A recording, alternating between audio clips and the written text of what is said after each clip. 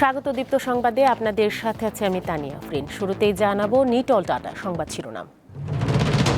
অন্তর্বর্তীকালীন সরকারের দপ্তর বন্টন, প্রধান উপদেষ্টার অধীনে থাকছে ২৭ মন্ত্রণালয় ও বিভাগ। জামালপুর কারাগারে সংঘর্ষে ৬ বন্দী নিহত, আহত ১৯ জন, ১০ ঘণ্টা পর পরিস্থিতি নিয়ন্ত্রণে। এবং চট্টগ্রাম বন্দরে আমদানি পণ্যবাহী কন্টেইনার জটের রেকর্ড, দেশের অস্থিরতাকে দুষছেন ব্যবসায়ীরা।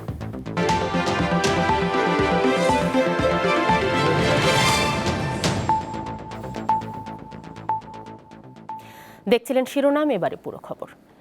প্রধান উপদেষ্টা সহ অন্তর্বর্তী সরকারের শপথ নেয়া ১৩ জন উপদেষ্টাদের দায়িত্ব বন্টন করে প্রজ্ঞাপন জারি করেছে মন্ত্রিপরিষদ বিভাগ। দুপুরে এই প্রজ্ঞাপন জারি করা হয়। প্রধান উপদেষ্টা ডক্টর মোহাম্মদ ইউনূসের দায়িত্বে রয়েছে মন্ত্রিপরিষদ বিভাগ, প্রতিরক্ষা, সশস্ত্র বাহিনী বিভাগ, শিক্ষা, সড়ক পরিবহন ও সেতু মন্ত্রণালয়, খাদ্য, বিদ্যুৎ, জ্বালানি ও খনিজ সম্পদ মন্ত্রণালয় এবং পার্বত্য চট্টগ্রাম বিষয়ক সহ ২৭টি মন্ত্রণালয়। এছাড়াও সালেউদ্দিন আহমেদ অর্থ ও পরিকল্পনা মন্ত্রণালয়, আসিফ নজরুল আইন, বিচার ও সংসদ বিষয়ক মন্ত্রণালয়, আদিলুর রহমান খান শিল্প মন্ত্রণালয়, হাসান আরিফ স্থানীয় সরকার, পল্লী উন্নয়ন ও সমবায় মন্ত্রণালয়, তৌহিদ হোসেন পররাষ্ট্র মন্ত্রণালয়, সৈয়দা রিজওয়ানা হাসান পরিবেশ, বন ও জলবায়ু পরিবর্তন মন্ত্রণালয়, শারমিন এস মুর্শেদ সমাজ কল্যাণ মন্ত্রণালয়, অবসরপ্রাপ্ত ব্রিগেডিয়ার জেনারেল সাখাওয়াত হোসেন স্বরাষ্ট্র মন্ত্রণালয়, আফম খালিদ হোসেন ধর্ম বিষয়ক মন্ত্রণালয়, ফরিদা আক্তার মৎস্য ও প্রাণী সম্পদ মন্ত্রণালয়, নূরজাহান বেগম স্বাস্থ্য ও পরিবার কল্যাণ মন্ত্রণালয়, নাহিদ ইসলাম ডাক টেলিযোগাযোগ ও তথ্য প্রযুক্তি মন্ত্রণালয় এবং আসিফ মাহমুদ সজীব ভুইয়া যুব ও ক্রীড়া মন্ত্রণালয়ের দায়িত্ব পেয়েছেন।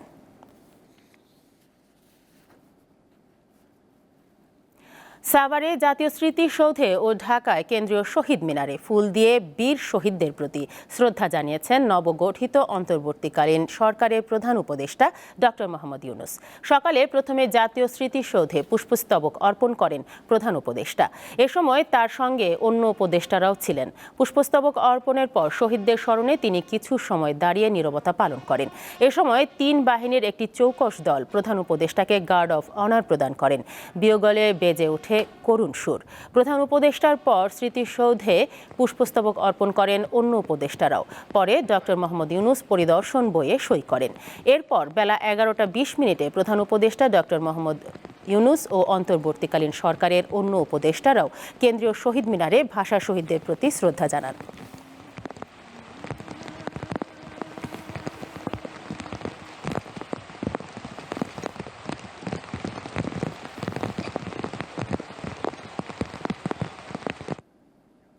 এর আগে বৃহস্পতিবার রাতে শপথ নেন অন্তর্বর্তীকালীন সরকারের উপদেষ্টারা। এ সরকারের প্রধান উপদেষ্টা নোবেলজয়ী ডক্টর মোহাম্মদ ইউনূসকে বঙ্গভবনে শপথ পাঠ করান রাষ্ট্রপতি মোহাম্মদ শাহাবুদ্দিন। পরে ১৩ উপদেষ্টাও রাষ্ট্রপতির কাছে শপথ নেন, আর ৩ উপদেষ্টা শপথ নেবেন পরে। ইতিহাসের স্মারক বঙ্গভবনের সেই চেনা দরবার হল। তবে এবারের মাহেন্দ্রক্ষণ নির্বাচিত নয়, আনুষ্ঠানিক রূপ পেল অন্তর্বর্তীকালীন সরকার। বৃহস্পতিবার রাত ৯টায় শপথ অনুষ্ঠানের আয়োজন করা হয়। অনুষ্ঠানটি পরিচালনা করেন মন্ত্রিপরিষদ সচিব মোহাম্মদ মাহবুব হোসেন। নতুন এই সরকারের প্রধান উপদেষ্টা নোবেল বিজয়ী ডক্টর মোহাম্মদ ইউনূস বঙ্গভবনে পৌঁছালে তাঁকে স্বাগত জানান রাষ্ট্রপতি মোহাম্মদ শাহাবুদ্দিন। পরে আসেন শপথ মঞ্চে। অনুষ্ঠানের শুরুতে ৭১-এর মহান মুক্তিযুদ্ধে শহীদ ও বৈষম্য বিরোধী ছাত্র আন্দোলনে নিহতদের স্মরণে ১ মিনিট নীরবতা পালন করা হয়। আমি মোহাম্মদ ইউনূস প্রথমে অন্তর্বর্তীকালীন সরকারের প্রধান উপদেষ্টা ডক্টর মোহাম্মদ ইউনূসকে শপথ পাঠ করান রাষ্ট্রপতি। পরে শপথ স্বাক্ষর করেন প্রধান উপদেষ্টা। আমি আইন অনুযায়ী অন্তর্বর্তীকালীন সরকারের প্রধান উপদেষ্টা পদের কর্তব্য বিশ্বস্ততার সহিত পালন করিব। এরপর তালিকার অন্যান্য উপদেষ্টারা রাষ্ট্রপতির কাছ থেকে শপথ নেন। অন্তর্বর্তীকালীন সরকারের উপদেষ্টা পদের কর্তব্য বিশ্বস্ততার সহিত পালন করিব। নিয়োগ পাওয়া ১৬ উপদেষ্টার মধ্যে ১৩ জন শপথ নিয়েছেন। ঢাকার বাইরে থাকায় ফারুকী আজম, সুপ্রদীপ চাকমা ও বিধান রঞ্জন রায় এই ৩ উপদেষ্টা শপথ নিতে পারেননি। তবে তাঁদের নিয়োগ সম্পন্ন হয়েছে। শিগগিরই এই ৩ উপদেষ্টা শপথ নেবেন। গত কদিন থেকে দেশবাসী অধীর আগ্রহে অপেক্ষা করছিলেন কবে নাগাদ গঠন হবে অন্তর্বর্তীকালীন সরকার। অবশেষে সেই অপেক্ষার অবসান হলো। দেশের সংস্কারে নতুন এই সরকারের কাছে জনগণের প্রত্যাশাও বেশি। তবে অনেকে বলছেন সরকারের প্রথম পদক্ষেপ হওয়া উচিত ন্যায্যতার ভিত্তিতে দুর্নীতিমুক্ত একটি রাষ্ট্র ব্যবস্থা প্রতিষ্ঠা করা। মিজানুর রহমান, দীপ্ত সংবাদ, ঢাকা। ছাত্র জনতার অভ্যুত্থানে অর্জিত দ্বিতীয় স্বাধীনতাকে নস্যাৎ করতে ষড়যন্ত্রকারীরা দেশে একটি অরাজকতা ও ভীতির পরিবেশ তৈরি করেছে। তবে এটাকে দমন করা হবে। প্রধান উপদেষ্টা হিসেবে অন্তর্বর্তীকালীন সরকারের শপথ নিয়ে জাতির উদ্দেশ্যে দেয়া ভাষণে এমনটাই জানিয়েছেন ডক্টর মোহাম্মদ ইউনূস। ছাত্র জনতার অভ্যুত্থানে আমাদের দ্বিতীয় স্বাধীনতা অর্জন উৎসবের মুহূর্তে এই স্বাধীনতাকে নস্যাৎ করার জন্য ষড়যন্ত্রকারীরা দেশে একটা অরাজকতার ও ভীতির পরিবেশ সৃষ্টি করেছে। অরাজকতা আমাদের শত্রু, একে দ্রুত পরাজিত করতে হবে। এই মুহূর্তে সরকারের প্রথম কর্তব্য হিসেবে আমরা এই ষড়যন্ত্রকারীদের কঠিন হাতে দমন করব। স্বাধীনতার মুক্ত বাতাস যেন প্রত্যেকে বুক ভরে নিতে পারে, এই নিশ্চয়তা দানেই আমাদের সরকারের প্রথম পরিস্থিতি। এই ব্যাপারে দেশবাসীর সহযোগিতা কামনা করছি। দ্বিতীয় স্বাধীনতার এই মিলন মেলা থেকে বাদ যাবে না যারা আমাদের শান্তি শৃঙ্খলা রক্ষাকারী প্রতিষ্ঠানগুলো, নৌ সেনা, বিমান বাহিনী, বর্ডার গার্ড, পুলিশ, আনসার, গ্রাম প্রতিরক্ষা, কোস্টগার্ড, কেউ বাদ যাবে না। অন্য সবার মতো তাদের প্রত্যেক সদস্য আজ উপরওয়ালার আইন বহির্ভূত জবরদস্তিমূলক হুকুম থেকে মুক্ত। কারো জন্য এটা বিন্দুমাত্র ব্যাহত হলে আমাদের আজকের উৎসব ম্লান হয়ে যাবে। প্রচণ্ড নিষ্ঠুর পতিত স্বৈরাচারী সরকার এসব প্রতিষ্ঠানকে দিয়ে ক্ষমতা কুক্ষিগত করে রেখেছিল। আমরা তার এই প্রচেষ্টা ব্যর্থ করে প্রতিষ্ঠানগুলোর হারানো গৌরব ফিরিয়ে আনব। এই ঘৃণ্য চেষ্টায় ব্যবহৃত হয়ে যারা অপরাধ সংগঠিত করেছে তাদেরকে আইনানুগ বিচারের মাধ্যমে শীঘ্রই উপযুক্ত শাস্তি দেওয়া হবে। শপথ গ্রহণের পর গণমাধ্যমের কাছে প্রতিক্রিয়া জানিয়েছেন অন্তর্বর্তীকালীন সরকারের উপদেষ্টারা। এ সময় দেশকে আরও এগিয়ে নিয়ে যাওয়ার অঙ্গীকার করেন তারা। জানান, আইন শৃঙ্খলা ফিরিয়ে আনাই হবে তাদের প্রথম কাজ। যারা এই গণহত্যাকারীদের সাথে জড়িত রয়েছে তাদের বিচার করা, এবং আমরা দেখেছি যে স্বৈরাচারী ফ্যাসিস্ট হাসিনা দেশ ছেড়ে পালিয়েছে, আমরা অবশ্যই তাকে বাংলাদেশে ফিরিয়ে এনে গণহত্যার দায়ে বিচারের দায়ে দণ্ডিত করব। এই দেশে পরিবর্তন আনতে হবে এবং আগামী ভবিষ্যৎ প্রজন্ম আমাদেরকে দেখিয়ে দিয়েছে যে পরিবর্তন আসবে। এই বিজয়ের তাৎপর্য আমাদের অনুভব করতে হবে এবং এই বিজয় আমাদের উপর যে দায়িত্ব দিয়েছে সেই দায়িত্ব আমাদেরকে আত্মস্থ করতে হবে। আমি মনে করি আমাদের প্রধান কনসার্ন হচ্ছে ল অ্যান্ড অর্ডার সিচুয়েশনকে রেস্টোর করা।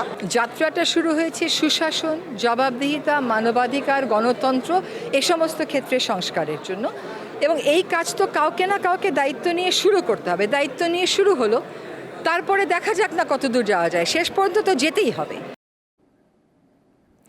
অন্তর্বর্তীকালীন সরকারের শপথ নেয়া ১৩ উপদেষ্টার প্রায় সবাই নিজ নিজ ক্ষেত্রে বেশ পরিচিত। তারা গণতন্ত্র, মানবাধিকার ও নির্বাচন ব্যবস্থা নিয়ে দীর্ঘদিন ধরে কাজ করছেন। অন্তর্বর্তী সরকারের রূপরেখা চূড়ান্ত হওয়ার আগেই সামনে আসে সালেউদ্দিন আহমেদের নাম। বাংলাদেশ ব্যাংকের সাবেক এই গভর্নর কেবল নামী অর্থনীতিবিদই নন, বরং দলমত নির্বিশেষে সবার কাছে স্পষ্টবাদী হিসেবে তার সুনাম রয়েছে। ঢাকা বিশ্ববিদ্যালয়ের আইন বিভাগের অধ্যাপক আসিফ নজরুল দেশের শিক্ষাঙ্গনে এক পরিচিত নাম। গত ১৫ বছর আওয়ামী লীগের শাসনামলে নির্বাচন, গণতন্ত্র, আইনের শাসন, মানবাধিকার সহ বিভিন্ন বিষয়ে সরব ছিলেন তিনি।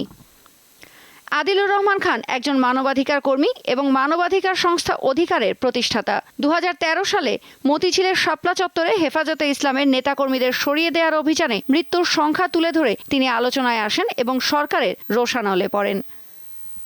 সাবেক অ্যাটর্নি জেনারেল হাসান আরিফ ফখরুদ্দিন আহমেদের নেতৃত্বাধীন তত্ত্বাবধায়ক সরকারের উপদেষ্টা ছিলেন। দায়িত্ব পালন করেছেন আইন, বিচার ও সংসদ বিষয়ক মন্ত্রণালয়, ভূমি মন্ত্রণালয় এবং ধর্ম বিষয়ক মন্ত্রণালয়ে।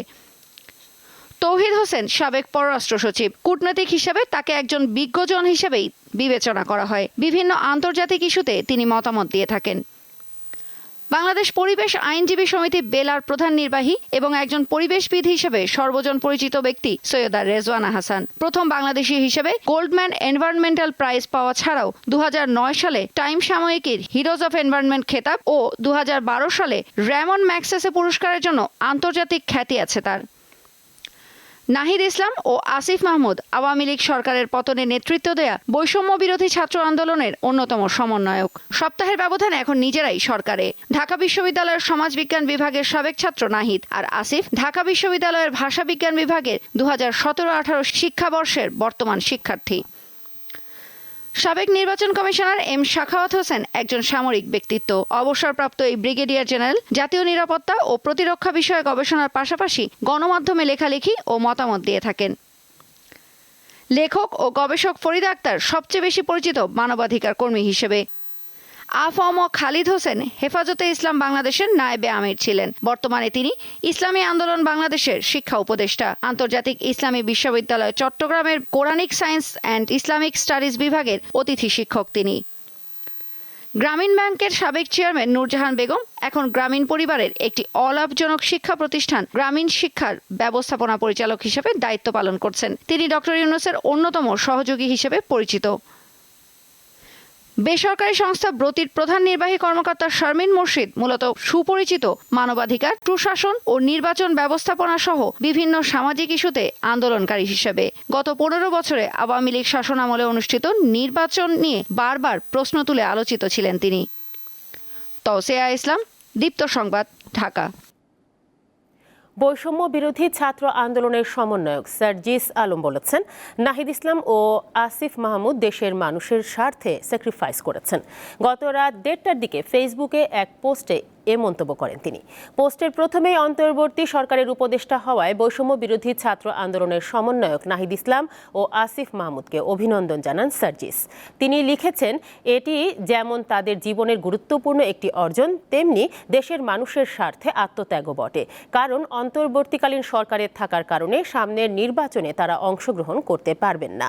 সার্জিস আরও লেখেন, 2024 সালের এই অভ্যুত্থানের অন্যতম বড় অর্জন বাংলাদেশের মানুষ তরুণ প্রজন্মকে নেতৃত্বে দেখতে চায়, দেশ গঠনে সামনের সারিতে প্রত্যাশা করে।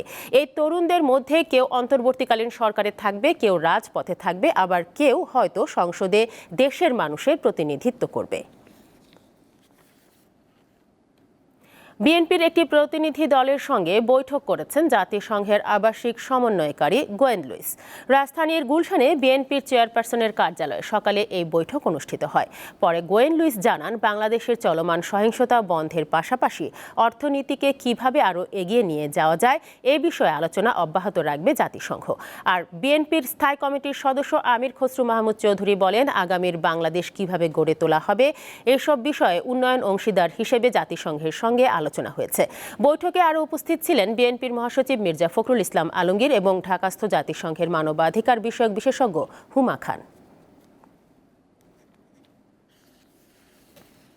10 ঘন্টা পর জামালপুর জেলা পাটনা যারা আছে তারা বাংলাদেশের আগামী দিনের ভবিষ্যৎ কী হবে সেটা নিয়ে সকলের মধ্যে একটা দ্বিধাদ্বন্দ্ব ছিল।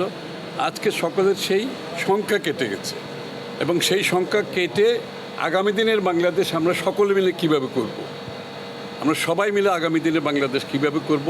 আমাদের পার্টনাররা, UN is a major partner এবং তাদের সমর্থন প্রয়োজন আছে এবং তারা সেই সমর্থন দিতে রাজি আছে এবং সবাইকে নিয়ে কাজ করতে রাজি আছে। আমরা সবাই মিলে একটা নতুন বাংলাদেশ করব। 10 ঘন্টা পর জামালপুর জেলা কারাগারের বন্দীদের বিদ্রোহ নিয়ন্ত্রণে এনেছে কারা কর্তৃপক্ষ। এ ঘটনায় 6 বন্দী নিহত এবং জেলার সহ 14 কারারক্ষী ও 5 বন্দী আহত হয়েছে। দুপুরে 6 জন কয়েদির মৃত্যুর খবর নিশ্চিত করেন জেলার আবু ফাত্তাহ। জানান, বর্তমানে কারাগার শান্ত রয়েছে, সেখানে অবস্থান করছেন সেনাবাহিনী। তিনি জানান, গতকাল দুপুরে কারাগারের ভেতরে বিদ্রোহ শুরু হয়।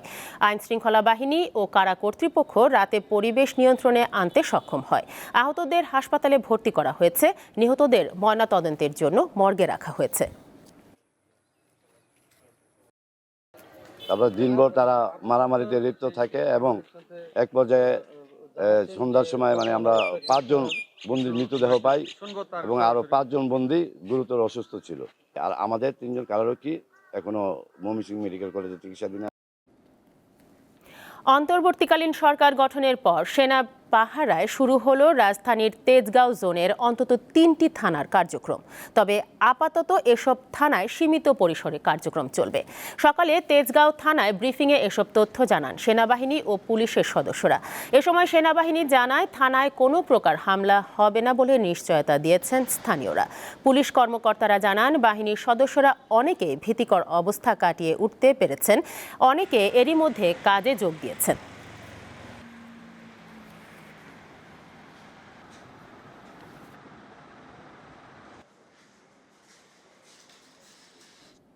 এবারে কেওয়াই স্টিল চট্টগ্রাম সংবাদ।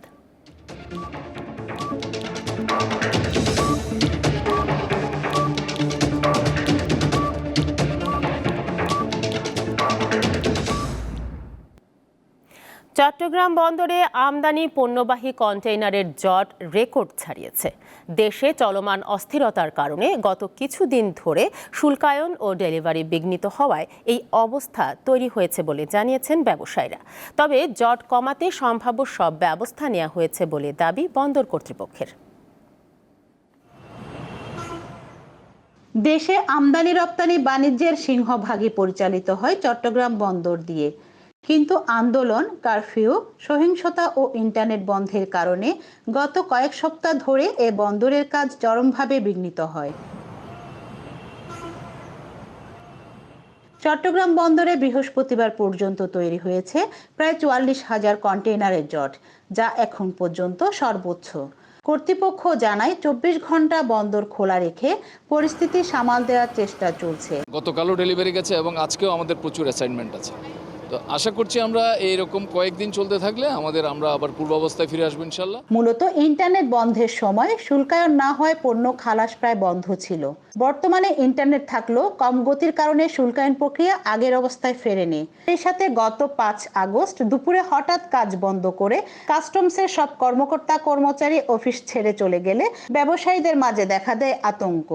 যেমন নিরাপত্তার যে ইস্যুটা ছিল, আমরা এই বিষয়ে আমাদের এখানে বন্দরের সাথে কোঅর্ডিনেট করে আমরা কথা বলেছি, অসুবিধা হচ্ছে না। C&F এজেন্ট অ্যাসোসিয়েশন জানায় পণ্য পরিবহনে নিরাপত্তাহীনতা এবং পরিবহন সংকটের কারণে ডেলিভারি কমে গেছে। এতে দেখা দিয়েছে কন্টেইনার জট। বাংলাদেশে যে ট্রান্সপোর্ট এখান থেকে ইম্পোর্ট নিয়ে যায়, ঢাকার থেকে এক্সপোর্ট নিয়ে আসে, একই গাড়ি কিন্তু। তো যখনই ওখান থেকে এক্সপোর্ট আসতে পারবে না, তাহলে চট্টগ্রাম বন্দরে গাড়ি শর্ট হবে। যখনই এখান থেকে যেতে পারবে না, ঢাকায় এক্সপোর্টের গাড়ির ভাড়া হয়ে যাবে দ্বিগুণ। BGMEA জানায় দেশের অর্থনীতি টিকিয়ে রাখতে সব সচল রাখার দিকে জোর দেওয়া হচ্ছে। কাস্টম কমিশনার মহোদয়ের কাছে আমরা বলেছি, ওনারও যদি এখানে কোনো সাহায্য সহযোগিতা করার থাকে ওনার সাথে থাকবে, এবং উনিও আমাদেরকে আশ্বস্ত করেছেন আগামী সপ্তাহে উনি সহ আমরা সবাই মিলে বন্দরে যাব, বন্দর পরীক্ষা করে দেখব কোন জায়গায় আমাদেরকে ওনারা হেল্প করতে পারে। চট্টগ্রাম বন্দরের অভ্যন্তরে ও বহির্নোঙরে বর্তমানে অবস্থান করছে 75টির বেশি জাহাজ। রুনা আনসারি, দীপ্ত সংবাদ, চট্টগ্রাম। সপ্তাহের ব্যবধানে রাজধানীতে আবারও বেড়েছে সব ধরনের সবজির দাম। তবে সবচেয়ে বেশি দাম বেড়েছে কাঁচামরিচের। এছাড়াও পেঁয়াজ ও চালের দামও বাড়তি। এদিকে রাস্তা সামলানোর পাশাপাশি বাজার মনিটরিংয়েও নেমেছে শিক্ষার্থীরা। দুদিন আগেই কাঁচামরিচের দাম ছিল 160 টাকা। শুক্রবার তা বিক্রি হচ্ছে প্রতি কেজি 240 টাকায়। পেঁপে, পটল ছাড়া বেগুন, কচুরমুখী, টমেটো সহ বেশিরভাগ সবজি বিক্রি হচ্ছে 70 থেকে 80 টাকা কেজি দরে। এছাড়া আগের বাড়তি দামেই বিক্রি হচ্ছে চাল। চালের দামটা এখনো কমেনি, চিনির দামটা কমছে, 2 দিনে 5 টাকা কমছে কেজিতে, আটার দাম কমছে 5-7 টাকা কেজিতে, মসুর ডালের দামও স্থিতিশীল আছে, তেলের সরবরাহ বাড়ছে আগের তুলনায়। শসা 80 টাকা কেজি, আর পটল 30 টাকা কেজি, 40 টাকা কেজি এরকম, আর পেঁপে 40 টাকা 30 টাকা, চিচিঙ্গা 40 টাকা 30 টাকা খুচরা বিক্রি করতে, বেগুন 70 টাকা 80 টাকা 60 টাকা এরকম বিক্রি। 2 দিন আগে ছিল আপনাকে 160, কালকে ছিল আপনার 200, আজকে 240। কমেনি আলু ও পেঁয়াজের দামও। প্রতি কেজি আলু বিক্রি হচ্ছে 60 টাকায়, আর পেঁয়াজের দাম প্রকারভেদে 100 থেকে 125 টাকা কেজি। স্থিতিশীল রয়েছে আদা রসুনের দাম। আলু হচ্ছে আমরা 60 টাকা বিক্রি করি, ইন্ডিয়ান পেঁয়াজ হচ্ছে 110 টাকা, আর দেশি পেঁয়াজ হচ্ছে আমরা 120-125। সবজি বাজার আসলে এখনো অনিয়ন্ত্রিত, এক এক জায়গায় এক এক রকম দাম। বাজারে মাছের সরবরাহ তেমন বাড়েনি। ক্রেতারা বলছেন সব ধরনের মাছের দামই বেশি চাচ্ছেন বিক্রেতারা। সব ধরনের সবজির দাম বেশি, অন্য জিনিসের দামও তো কম নাই। আমরা যে মাছ কিনতেছি, মাছের দামও বেশি। মাছের দাম মোটামুটি যাই আছে আরো কমবে, আমদানি তো বাইরে জায়গা মালের দাম কমবে, কারণ হলো মানুষ আসন আনন্দ লইয়া। তবে কেজিতে 4-5 টাকা কমেছে চিনির দাম। নিত্যপণ্যের বাজার ভোক্তাদের নাগালে রাখতে মনিটরিংয়ে নেমেছে শিক্ষার্থীরা। কথায় কথায় যাতে জিনিসের দাম না বাড়ে এইটা অবশ্যই দেখতে হবে। আর সবচেয়ে বড় জিনিস হলো যে বাজারের মনিটরিং ব্যবস্থা জোরদার করতে হবে। আমরা সেটাই বলতে চাচ্ছি যে আপনারা কেনা আনার পর সর্বনিম্ন যত মুনাফা লাভ করা যায় তত দিয়ে বাজারে বিক্রি করবেন, যেন জনসাধারণের সেইটা আওতার মধ্যে আসে। স্থিতিশীল রয়েছে মাংসের দাম। প্রতি কেজি গরু 750 টাকা এবং 1200 টাকায় বিক্রি হচ্ছে খাসির মাংস। দিলশা দানি, দীপ্ত সংবাদ, ঢাকা। আজও দেশের বিভিন্ন জেলায় শিক্ষার্থীরা সড়কে নেমেছে পরিচ্ছন্নতা ও ট্রাফিক নিয়ন্ত্রণের কাজে, পাশাপাশি করেছে বাজার মনিটরিংও। কুড়িগ্রাম শহরের গুরুত্বপূর্ণ পয়েন্টে যানবাহন নিয়ন্ত্রণ করছে শিক্ষার্থী ও বিভিন্ন সংগঠনের শতাধিক স্বেচ্ছাসেবী। তাদের সাথে যোগ দিয়েছেন আনসার ও ফায়ার সার্ভিসের কর্মীরাও। নওগাঁয় ট্রাফিকের দায়িত্ব পালন করছে সাধারণ শিক্ষার্থী ও অন্যান্য স্বেচ্ছাসেবী সংগঠনের প্রতিনিধিরা। মাগুরায় দ্রব্যমূল্য নিয়ন্ত্রণে বাজার তদারকিতে নেমেছে শিক্ষার্থীরা। চুয়াডাঙ্গায় ছাত্র সমাজকে সাথে নিয়ে বাজারে অভিযান পরিচালনা করে জাতীয় ভোক্তা অধিকার সংরক্ষণ অধিদপ্তর। শেখ হাসিনার বাংলাদেশে ফেরা নিয়ে এবার নতুন তথ্য দিলেন তার ছেলে সজীব ওয়াজেদ জয়। তার দাবি, অন্তর্বর্তীকালীন সরকার নির্বাচন আয়োজনের সিদ্ধান্ত নিলেই দেশে ফিরবেন হাসিনা। তবে ওই নির্বাচনে শেখ হাসিনা অংশগ্রহণ করবেন কিনা সে সম্পর্কে স্পষ্ট কোনো বার্তা দেননি জয়। এর আগে ছাত্র জনতার বিক্ষোভের মুখে প্রধানমন্ত্রীর পদ থেকে পদত্যাগ করে দেশ থেকে পালিয়ে ভারতে অবস্থান নেন শেখ হাসিনা। এরপর জয় বিবিসিকে জানান তার মা আর দেশে ফিরবেন না এবং রাজনীতিও করবেন না।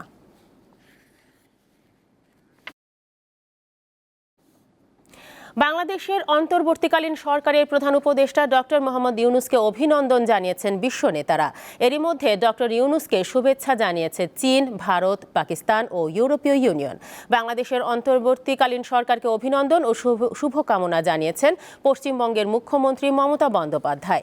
শুক্রবার নিজের ভেরিফাইড ফেসবুক পেজে এই অভিনন্দন বার্তা জানান তিনি। পোস্টে মমতা লেখেন, অধ্যাপক মোহাম্মদ ইউনূস সহ বাংলাদেশে যারা কার্যভার গ্রহণ করেছেন তাদের প্রতি আন্তরিক অভিনন্দন ও শুভকামনা রইল। আন্তর্জাতিক প্রসঙ্গ। 15 আগস্ট আলোচনায় বসার জন্য ইসরায়েল ও হামাসের নেতাদের প্রতি আহ্বান জানিয়েছে যুক্তরাষ্ট্র, মিশর ও কাতার। গাজা উপত্যকায় যুদ্ধবিরতি ও জিম্মি মুক্তির চুক্তি চূড়ান্ত করতে এক যৌথ বিবৃতিতে এ আহ্বান জানানো হয়। ইসরায়েল ও হামাসের মধ্যে চুক্তির জন্য মধ্যস্থতার চেষ্টা করছে যুক্তরাষ্ট্র, মিশর ও কাতার। বিবৃতিতে তারা বলেছে, দোহা কিংবা কায়রোতে এই আলোচনা হতে পারে। খেলার খবর। 11 আগস্ট থেকে শুরু হতে যাচ্ছে বিসিবি এইচপি দলের টি-20 টুর্নামেন্ট। অস্ট্রেলিয়ার নর্দার্ন টেরিটরির টি-20 টুর্নামেন্ট টপ অ্যান্ড টি-20 সিরিজে অংশ নিতে যাচ্ছে বাংলাদেশের হাই পারফরম্যান্স দল। 2023 সালে 6টি দল নিয়ে হলেও এবারের টুর্নামেন্ট হবে 9 দলের। বিগ ব্যাশের পার্থ স্কর্চার্স, অ্যাডিলেড স্ট্রাইকার্স সহ স্থানীয় 7টি দলের সঙ্গে সেখানে অংশ নেবে বাংলাদেশের এইচপি ও পাকিস্তানের এ দল পাকিস্তান শাহিনস। শেষ করব দীপ্ত সংবাদ, তবে যাবার আগে নিটোল টাটা সংবাদ শিরোনামগুলো জানাবো আরও একবার। অন্তর্বর্তীকালীন সরকারের দপ্তর বন্টন, প্রধান উপদেষ্টার অধীনে থাকছে 27 মন্ত্রণালয় ও বিভাগ। জামালপুর কারাগারে সংঘর্ষে 6 বন্দী নিহত, আহত 19 জন, 10 ঘণ্টা পর পরিস্থিতি নিয়ন্ত্রণে। এবং চট্টগ্রাম বন্দরে আমদানি পণ্যবাহী কন্টেইনার জটের রেকর্ড, দেশের অস্থিরতাকে দুষছেন ব্যবসায়ীরা। এ ছিল এখনকার মতো। আমাদের পরবর্তী সংবাদ সন্ধ্যা 6:50। দর্শক, আরও তথ্য ও বিনোদনের খবর পেতে যুক্ত থাকুন দীপ্ত ডিজিটাল প্ল্যাটফর্মগুলোতে। ধন্যবাদ সবাইকে।